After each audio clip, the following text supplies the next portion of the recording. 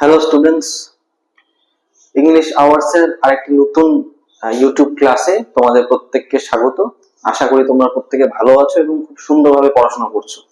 ঠিক আছে, তো আজকের আমাদের ক্লাসের মূল আলোচ্য বিষয় ভয়েস, বা আমরা আজকে ভয়েস নিয়ে আলোচনা করব। আজকে ভয়েসের ফার্স্ট ক্লাস এবং today we will be discussing about voice. ঠিক আছে, তো প্রথমত আমরা ভয়েস কাকে বলে একটু জেনে নিই, বা ভয়েসের সাধারণ কনসেপ্ট কি রয়েছে সেটা একটু জেনে নিই। ভয়েস কাকে বলে বা ভয়েসের ডাইভারশনস গুলো কি রয়েছে। ঠিক আছে, আমরা ভয়েসকে কিভাবে ইউজ করতে পারি একটা সেন্টেন্সে, বা এর কি অ্যাসপেক্টস রয়েছে ইংলিশ গ্রামারে, কোথায় কোথায় গ্রামারে কি কি ফর্মে ভয়েস আসতে পারে, এই সমস্ত বিষয় আমরা আজকে আলোচনা করব। ঠিক আছে, তো চলো শুরু করা যাক। দেখো, মেইনলি যেটা আমাদের ভয়েসকে আমরা বাংলায় বলছি বাচ্য। ঠিক আছে, এইবার দেখো ভয়েসটা একটু বুঝে নাও। ভয়েস এর যেটা আমরা সেন্টেন্স ফর্মে যেটা আমরা বুঝি সেটা হলো একই অর্থ। ঠিক আছে, বোঝানোর জন্য সেন্টেন্সে আমাদের ভার্বের যে দুরকম ফর্ম দেখতে পাওয়া যায় তাকে আমরা ভয়েস বলছি। কি বললাম আরেকবার আমরা বুঝি, যে একটাই অর্থ বোঝাতে আমাদের সেন্টেন্সে একই অর্থ হবে। ঠিক আছে, সেটা বোঝানোর জন্য আমাদের সেন্টেন্সে ভার্বের যে দুরকম ফর্ম দেখতে পাওয়া যায় তাকে আমরা কি বলছি, ভয়েস বলছি। দেখো এখানে আমরা দুটো সেন্টেন্স লিখেছি। ঠিক আছে, here we have written two sentences. ঠিক আছে, ফার্স্ট ওয়ান ইজ, দেখো আমরা লিখেছি রিতা প্লেজ ব্যাডমিন্টন, এবং 2 নম্বর সেন্টেন্সটা লিখেছি badminton is played by Rita. Okay, তো দেখো এখানে আমরা লিখেছি দুটো সেন্টেন্স, বাট এই দুটো সেন্টেন্সের মানে কিন্তু একই হচ্ছে কোথাও না কোথাও, তাই না? হ্যাঁ, দেখো Rita plays badminton, Rita badminton খেলে।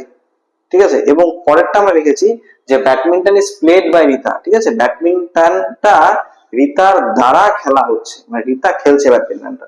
তো মানে মোর ওভার দুটো সেন্টেন্সের মানে কিন্তু একই থাকছে, কিন্তু দেখো সেন্টেন্স দুটো আমরা দুভাবে লিখেছি, সেই কারণে বলা হচ্ছে যে একই অর্থ বোঝানোর জন্য দুটো সেন্টেন্সের একই অর্থ বোঝানো হচ্ছে। কিন্তু এই ক্ষেত্রে দেখো ভার্বের যে এখানে আছে, ভার্বের আমরা দু রকম ফর্ম দেখতে পাচ্ছি সেন্টেন্স অনুযায়ী। তো একেই আমরা কি বলছি, ভয়েস বলছি। তাহলে একই অর্থ বোঝাবে, কিন্তু সেন্টেন্সের যে ফরমেশন আছে সেটা চেঞ্জ হয়ে যাবে, কিন্তু অর্থ একই বোঝাবে। ভার্ব একই জায়গায় থাকবে, এখন সেই ভার্বটা নেই পাস্ট ফর্ম হতে পারে, present form, past form, but verb একই থাকবে। বাট ভার্বটার যে ফরমেশন আছে, আগে পরে সাবজেক্ট বা অবজেক্ট, অবজেক্ট বা সাবজেক্ট, এগুলি একটু পরিবর্তন ঘটবে। ঠিক আছে, তাহলে এই হলো আমাদের ভয়েস, যে একই অর্থ বোঝানোর জন্য ভার্বের, ঠিক আছে, সেন্টেন্স গত যে পরিবর্তনগুলি হয় তাকে আমরা এখানে কি বলছি, ভয়েস বলছি। ঠিক আছে, ইন্ট্রোডাক্টরি পার্ট, এবং তারপরে আমরা এক্সাম্পলসে চলে যাব।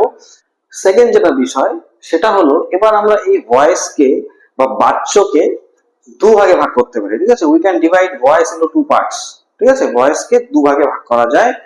প্রথম ভাগটাকে আমরা বলছি অ্যাক্টিভ ভয়েস, এবং দ্বিতীয় যে ভাগটা আছে সেটাকে আমরা কি বলছি, প্যাসিভ ভয়েস।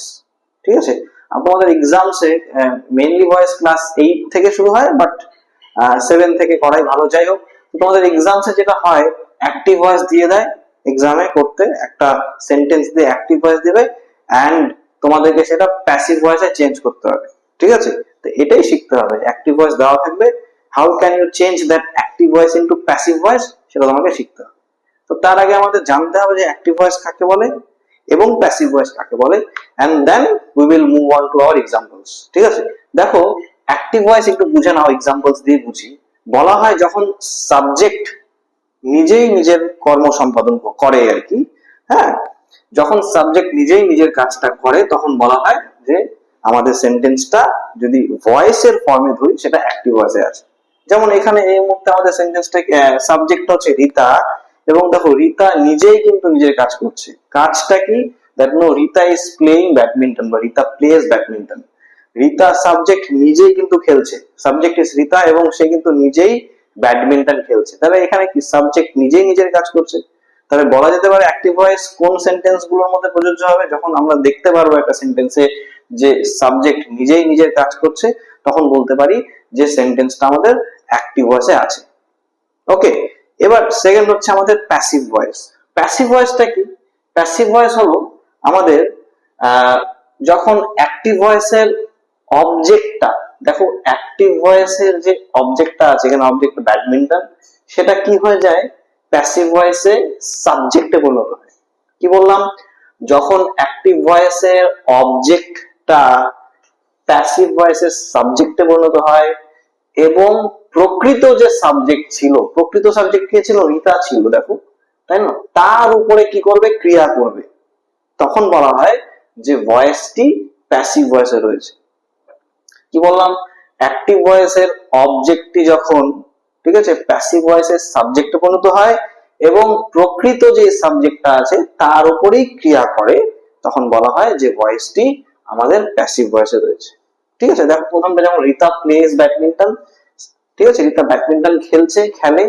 দ্বিতীয় ভয়েসে আমরা বলছি badminton is played by Rita, যে ব্যাডমিন্টনটা রিতার দ্বারা খেলা হচ্ছে। তাহলে দেখো এখানে ব্যাডমিন্টনটা অ্যাজ আ সাবজেক্ট কাজ করছে এবং অ্যাকচুয়াল যে রিতা অ্যাকচুয়াল সাবজেক্ট তার উপরে দেখো ক্রিয়া করছে, সেই ক্ষেত্রে বলা হয় যে এই ভয়েস গুলি আমাদের প্যাসিভ ভয়েস।